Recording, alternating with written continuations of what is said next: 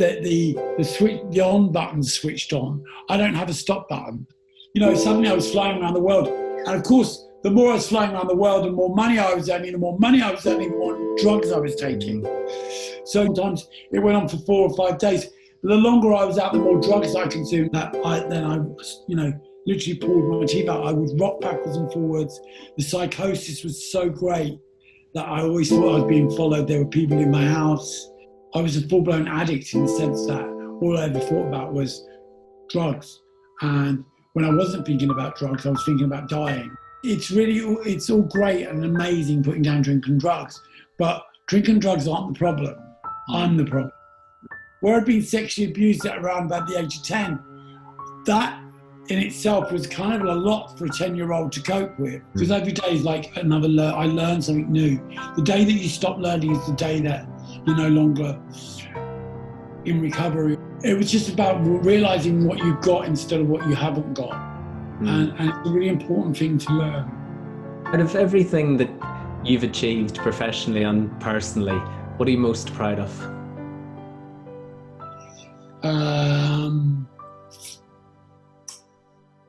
What's the greatest lesson you've ever learned?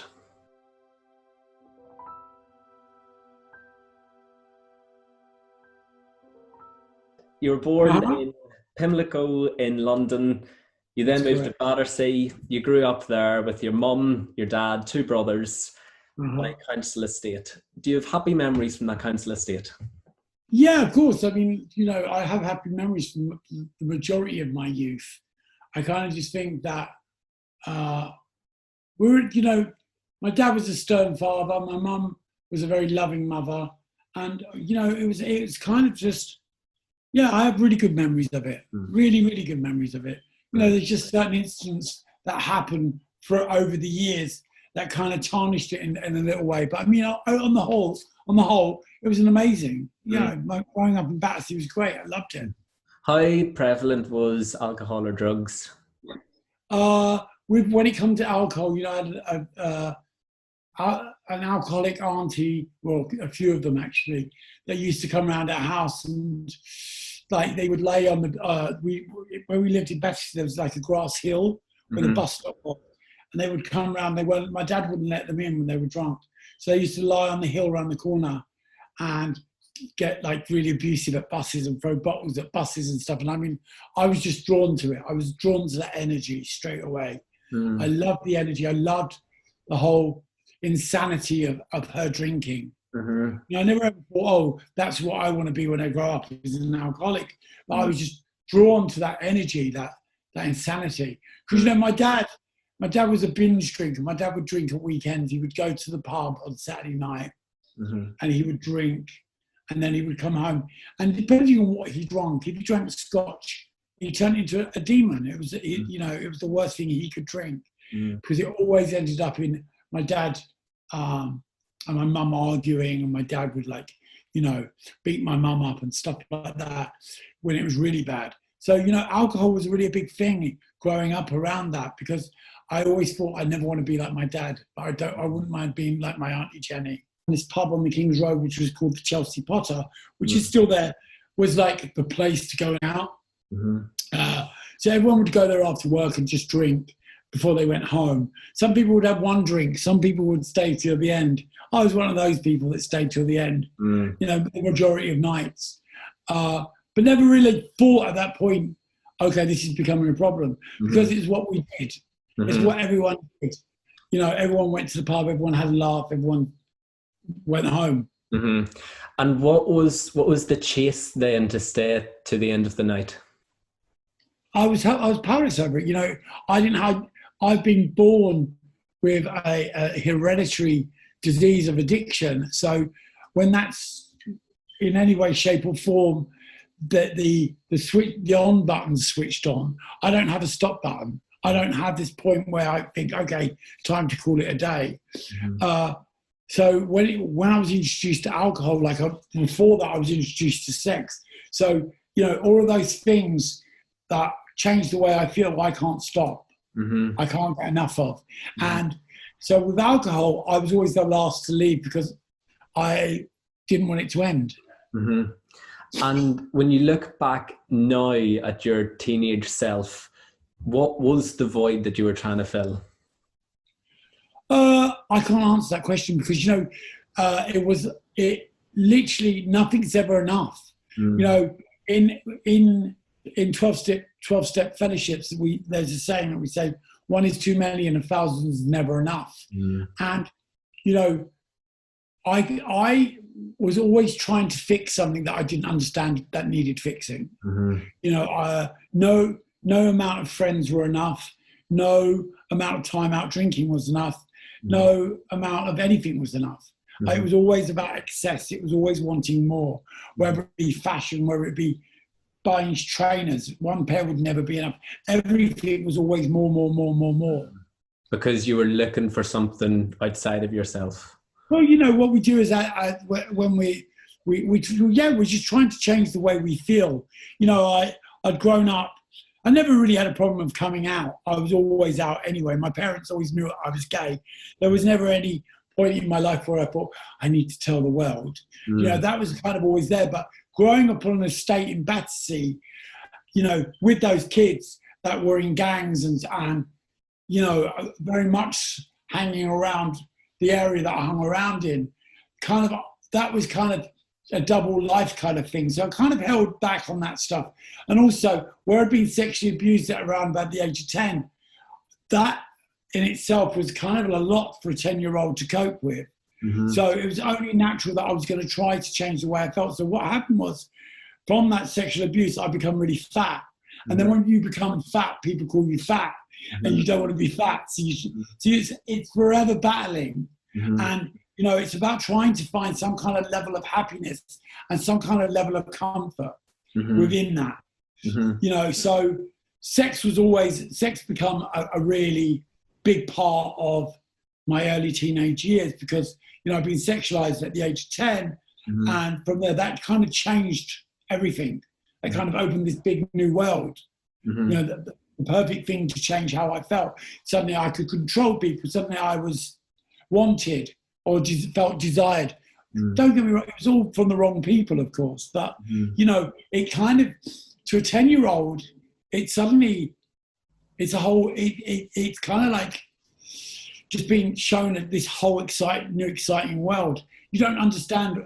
I mean, of course I knew the guy was abusing me, but at the same time, there was stuff that I was getting out of it.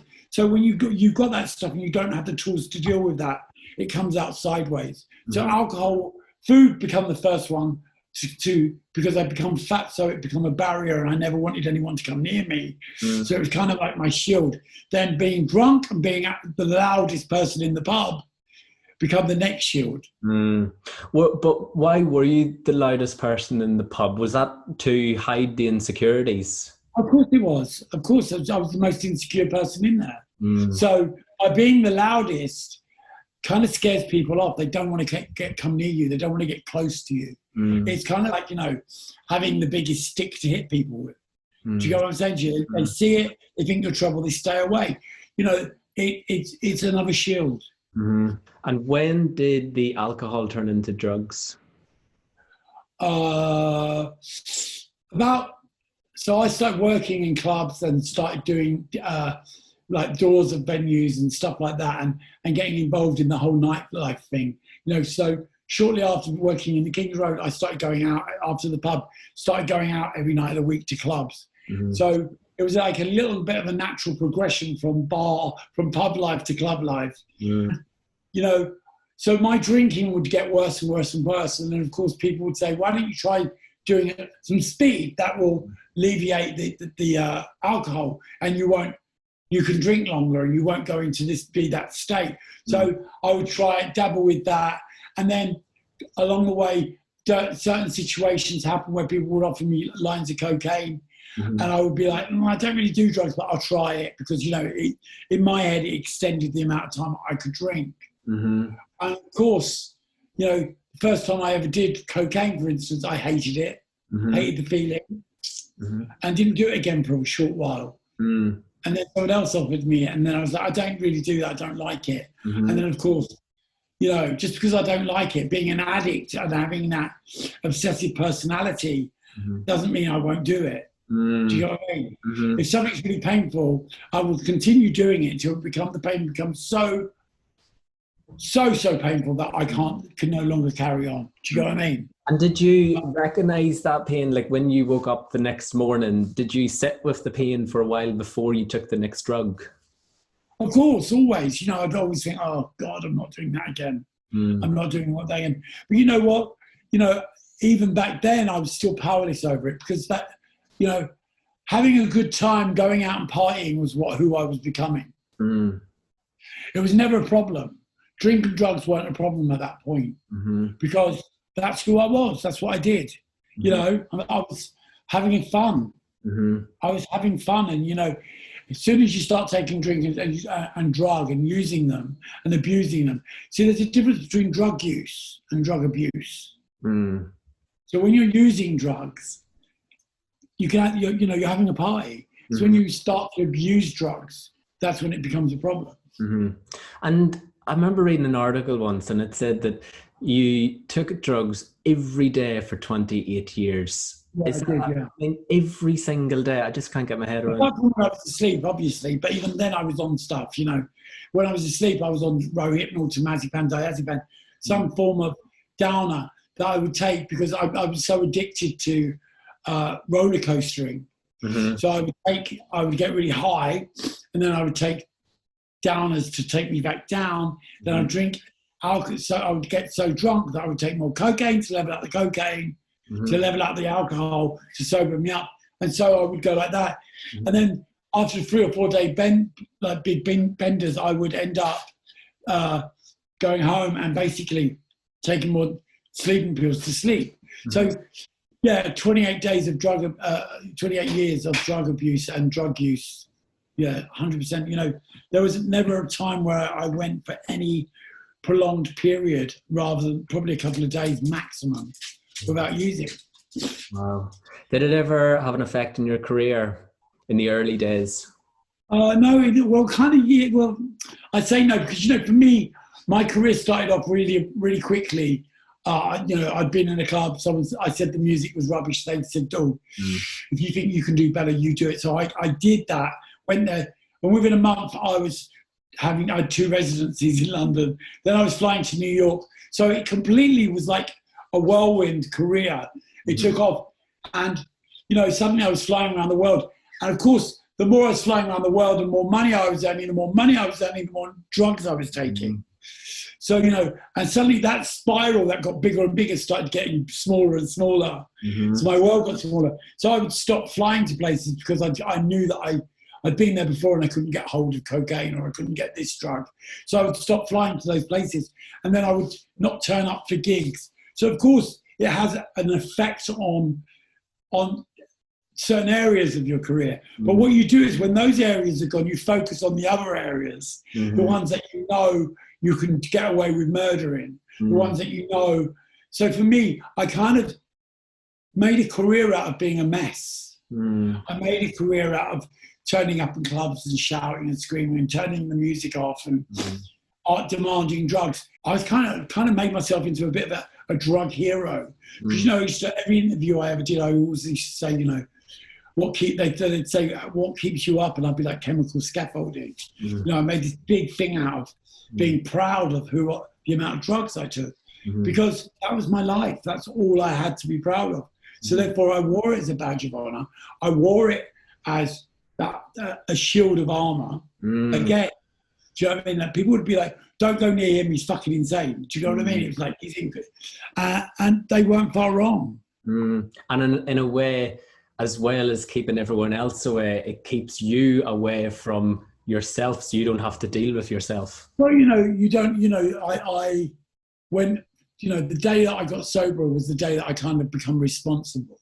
You know, because up to that point, I had an excuse for everything. Drink and drugs were always an excuse. Oh, I was high. Oh, I'm a drunk. I'm a drug addict. You know, we don't do that. I don't do, you know. And as soon as you put that stuff down, and suddenly you become responsible for all of your actions. You have nothing to blame anymore.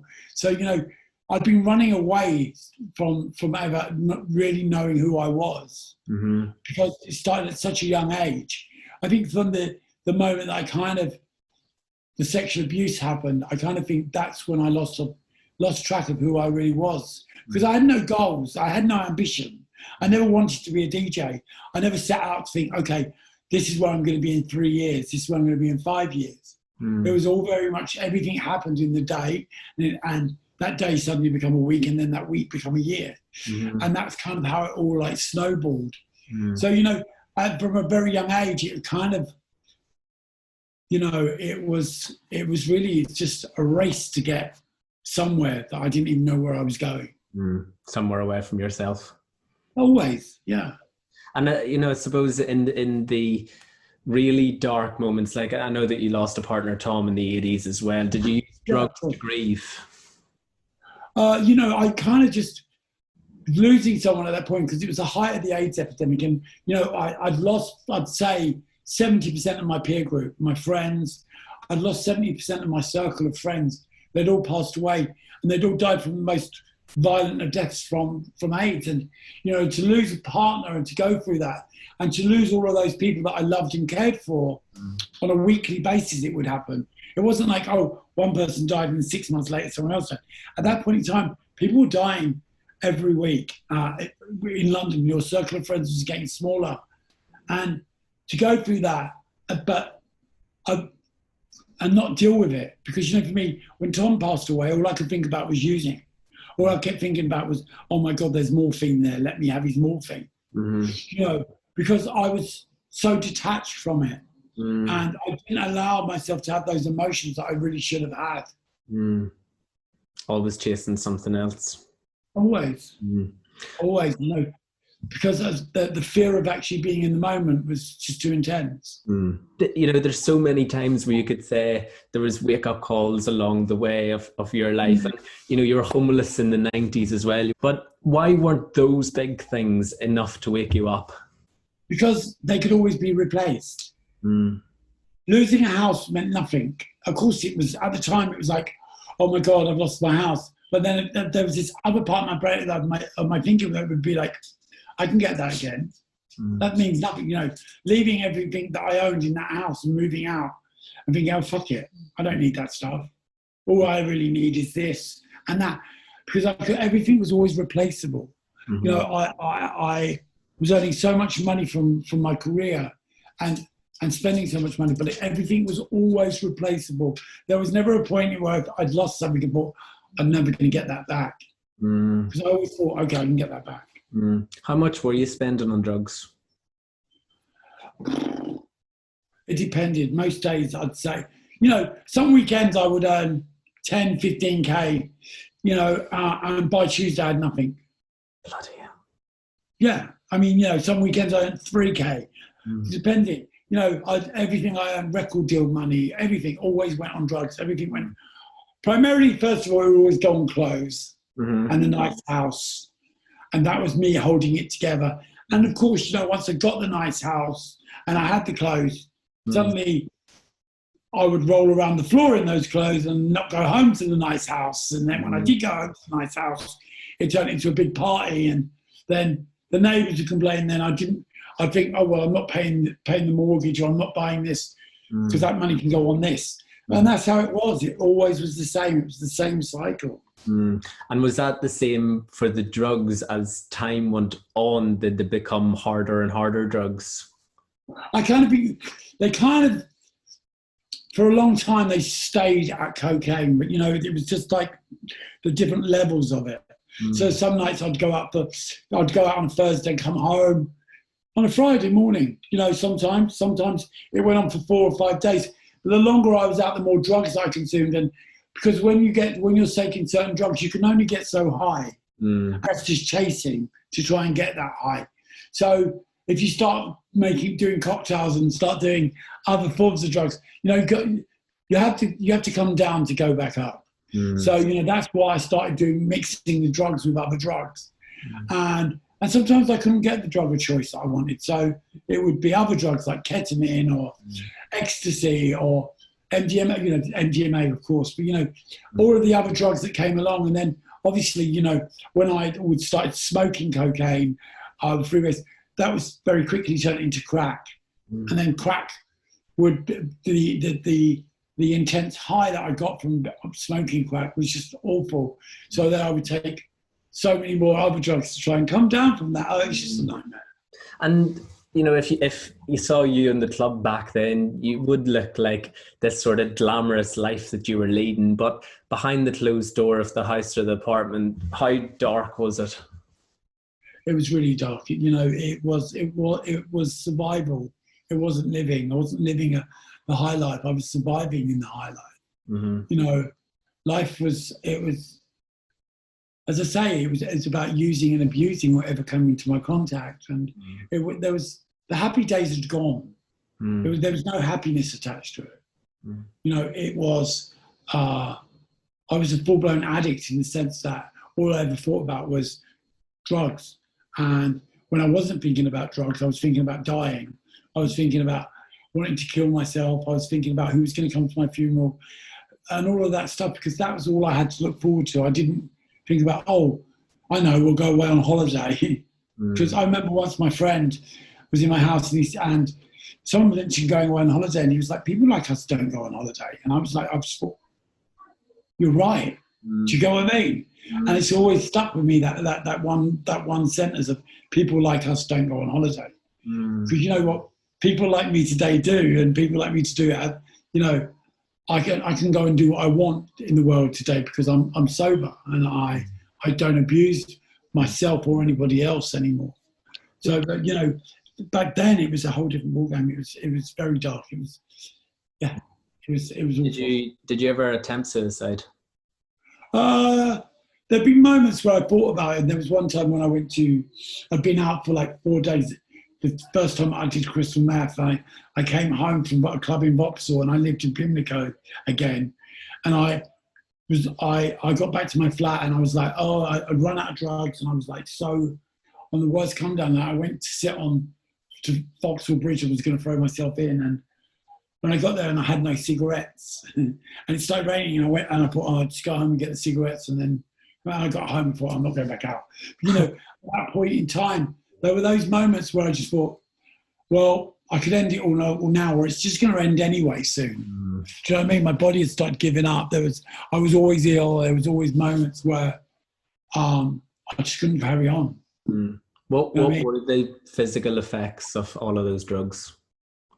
Well, I weighed about 7 stone at that point. I'd started pulling my teeth out psychotically. I would dig at the gums and work all my teeth loose and pull them out. And so my mouth, I had a thing called meth mouth, where my mouth was septic on so many different occasions, where I had so many infections in my mouth that I literally pulled my teeth out. I would rock backwards and forwards. The psychosis was so great that I always thought I was being followed. There were people in my house. There was people always listening in the chimney. All of that stuff that goes with taking that amount of drugs, like looking out of cracks in windows for 9 hours, and all of that stuff. It was full on. It was full on. It was a really sad and lonely place to be. What was rock bottom? As there's a famous saying that rock bottom has a basement, and I kind of think I'd been living in that basement for a good 3 or 4 years towards the end. Rock bottom had gone on to be so bad that, as I say, all I wanted to do was die. And I kind of think that was that moment, that changed my life. That when it got to that point of such bad despair, that I had no regard for myself or my own health or anyone else around me. So for me, death was an easy option. And I kind of think that really was the lowest point. But it wasn't one night. That was like a year of that. And you went to rehab and you were there for 6 months. How did you end up in rehab? The person I was seeing at the time arrived in a club that I was at, and I'd been locked in the back room, rocking backwards and forwards. And he'd actually said to me at that point, what happened to you, instead of like the usual judgmental look at the state of you. And it was that moment that kind of changed my life. It's that God-given moment where I couldn't answer the question of what had happened to me. And it was that was that moment that made me think, I can't do this anymore. I need to change. I want to live. There was the smallest glimmer of life was given to me, and I kind of, from that moment, I wanted to change, but I didn't know how to change because my whole life is based around drugs. So how do you suddenly go from a life of drugs to a life without drugs? What purpose would I have? And then I just thought, okay, I need to go to rehab. And I applied. Friends at this point in time were saying, okay, we'll pay for you. And I was like, no, I need to do this myself. So I went down the government route and got government funding and went to a rehab, and then in Bournemouth. And that place, it was hard at first because, there was a part of me that was still fighting the fact that who I was going to become without drugs. And once I kind of surrendered to the fact that I was going to change, so the process started. So I ended up staying there 6 months, and then I came forward to London. And I always say come forward because when I was the last few days of being in rehab, it was suggested that going back to London was a big mistake. Going back to DJing was an even bigger mistake. And going back to the relationship I was in was a massive mistake. And I literally, on that day, I turned around and said, I'm not going back to anything. I'm going forward to all of those things. And I kind of just kept that way ever since because, for me, although I talk about the past all the time at the moment, because it helps other people, I don't talk about it as a badge of honor. I don't talk about it as, boasting in any way, shape or form. I talk about it because my story will help other people, and other people will identify to my behaviours, and that's how it works. That's what keeps me clean today. So that's 13 and a half years ago. I was going to say that. Congratulations, that's amazing. And it's easy to say, oh yeah, 13 and a half years, it's all been incredible 13 and a half years, but how much work have you had to put into that recovery? It's how much work I'm still putting into that recovery. The times when I don't work on myself are the times I am at my most dangerous. For me today, I don't need drink or drugs to ruin my life. I can do a really good job of it on my own. Drink and drugs don't come into it, but my behaviours, the way I treat myself, if I'm not looking after myself, if I'm not self-loving, I can't be loving of anyone else or anything because I'll be self-loathing. And when I'm self-loathing, I loathe everything around me. So it's about watching my behaviours. It's about changing behaviours. It's about owning my stuff. It's about looking at my part in stuff.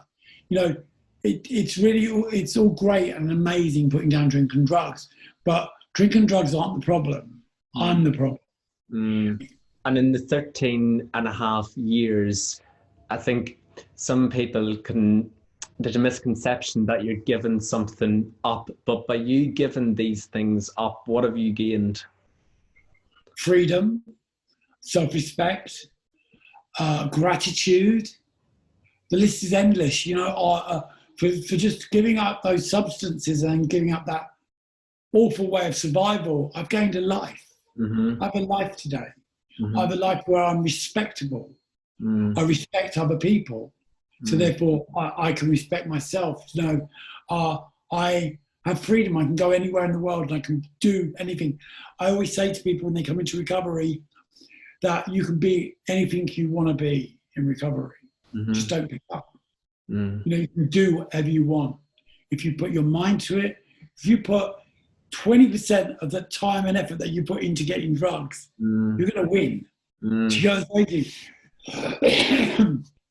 As I said before, we're great manipulators, addicts. We can manipulate people into getting what we want always, and we become masters at it. And when you turn that manipulation into a positive thing, you're capable of doing anything. But to get to that point, you have to have self-belief again. And that only comes from working with stuff and working on the stuff that's in here and not in here. Because if you listen to this, you're fucked. Quite frankly. What is the relationship you have within there today? I'd say on a good day, I'm comfortable within my own skin. I'm happy being me. On a good day, I'm not in ego and I'm not in self. When I'm in, because ego comes from a place of fear. So it's all fear-based. So when I'm fearful around something, my ego will come in, and then my low self-esteem will kick in and be like, everyone's going to hate you. Because I suffer with imposter syndrome. Mm-hmm. So on a good day, I don't, I'm comfortable where I'm at. Mm. I'm not constantly thinking I need to be here or I need to be there. Mm. Lockdown's been a really amazing thing for that, because what lockdown did was it made me stop and realize, that how much I take for granted, how much I'm frivolous around money. I live in central London. I can walk anywhere I want in 20 minutes. Do you know what I mean? To Soho, to wherever I need to be, roughly, I can walk if I need to. Or whatever. I'm spending 500 quid a week on taxis alone before lockdown. That's £2,000 a month. That's disgusting. Mm-hmm. That's an obscene amount of money. Mm-hmm. And it's about those little things about change. And lockdown really was so good, because suddenly my big world became very small. And from that, I learned there was me, my partner, and my dog. And kind of for a while, that's all we had. And, there was no work, there was none of this, but, it was just about realizing what you've got instead of what you haven't got. And it's a really important thing to learn.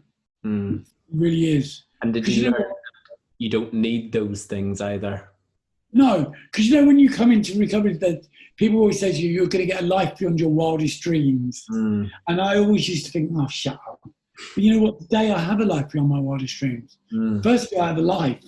Secondly, as I said before, I have all of those amazing gifts that recovery has given me. It's not about the material stuff. Yeah, I have a lovely place to live, and I have an amazing boyfriend, and my dog's still alive and still with us. And so I have so many amazing things like that. But what it is about the fact that I can love those things today unconditionally. There aren't conditions on it. Of whereas before it would be, what can I get off of him? What's he got to give me? It was always about me. It was never about the other person. Do you know what I'm saying to you? Today, on a good day, it is about the other person. Because that ill behaviour comes back very quickly. Yeah. Out of everything that you've achieved professionally and personally, what are you most proud of? Don't know yet. I'm just proud of being, as I say, being a responsible grown-up instead of a child like I've always been. I'm proud of the fact that I'm in a loving relationship. I'm proud that I can be of service to other people. I'm proud that my career, that I rebuilt my career. I'm really proud of that. I'm really proud that people believe in me again. Because for years, no one believed in me. No one believed. People wouldn't ask me the time because they didn't believe that I would tell them the truth. Today, I'm really proud of the fact that I can be of service. And people call me because they're in a difficult way, or they have enough belief to know that I can help them. And I'm really proud of that. When you first came out of rehab and you were 6 months clean, you went up to your dad and you were really proud, and you says, Dad, in 6 months clean, he said, Tony, F off, come back when you're 6 years clean. Yeah, and he had a really good point, because that 6 years clean, that lead up, I got clean, and then I kind of didn't do the work for a couple of years, and became really insane, and my behaviours become so off key again really quickly that I nearly lost everything at 6 years. And when at 6 years I actually asked for help and found a new sponsor, and I started working on myself really intensely, and that's when the change came. So he had a point, because my dad was 30 years sober, and I never knew that until a series of unfortunate incidents happened that put me down, so I want to stay with them. And just learning that stuff, and he was in recovery, and I never ever knew that he was a recovering addict. I never knew that. I always still thought that he drank because I never took the time. You know, I was so consumed with hating myself, therefore I hated him. Mad, isn't it? What would he say today, 13 and a half years? He'd be proud of me, I know he would. Yeah. He would be very proud of me. He was proud of me when he passed away. I was 2.5 years clean, and he passed away in front of me. And at that point in time, I knew how proud he was of me, you know, because he had me in his life again. He wouldn't have had me in his life again if he wasn't proud of me. It wouldn't have been the real Tony either. No, it wouldn't have been. And, you know, that in itself is a blessing. That I you know, recovery allowed me to be there for him when he got ill and stuff like that. Because that would never happen. What's the greatest lesson you've ever learned? To listen. Shut up and listen. It's the greatest lesson. Trust me. Just, you know, it's, we go through life saying, yeah, I know. Yeah, I know. I don't know nothing. You know, to listen and to carry on learning. Because every day is like another I learn something new. The day that you stop learning is the day that you're no longer in recovery, or you're no longer able to take new stuff on. I'm forever learning new stuff, whether it be about me, whether it be about other people, whether it be about behaviours. You know, and I'm really proud to say that I'm still learning. And I'm like, wow, I never knew that. Yeah. Just saying these magical words in itself. And also, I think one of the biggest gifts of recovery is to say no. Because I'm a great people pleaser. And I would always say, yes, yeah, I'll do that. When I already know that I've got 6 other things that at the same time that I need to do. Yeah. So I still say that now, but what I have now is I have people in my life that say, hang on, no, you can't do that. Yeah. We're doing this. Yeah. So, you know, it's about making sure that stuff doesn't happen. Yeah. And like today, for instance, this, I mentioned it to the guys that work with me earlier. I was like, oh, we've got this today. They were like, well, we don't know that. It's not in your diary. And then at 4 o'clock, I had a facial booked in. And I was like, oh my God, look at that, 4 o'clock. And then, but also was doing another recovery podcast of our own at 4 o'clock. Yeah. So still do that stuff today, but, you know, but I'm more accountable about it. Do you know what I'm saying? I was going to mention your recovery podcast as well. Like, I don't believe in competition. When something's good, something's good. You're doing an amazing job in that. You did that during lockdown. Has that taught you to listen?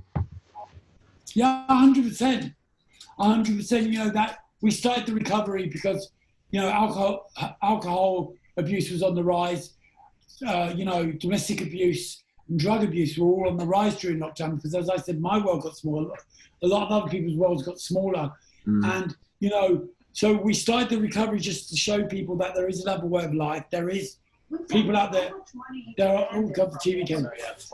We started the recovery because to show people that there is another way of life, that people are in the same boat as you, but there is another avenue to go down.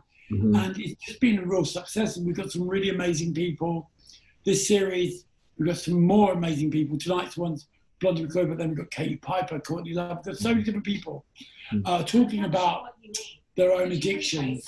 And I kind of think it just really is important. It's an important program. It's important to share your story just like today. 100%. Of course it is. It's going to help someone. Yeah. Someone's going to get something from it. Yeah.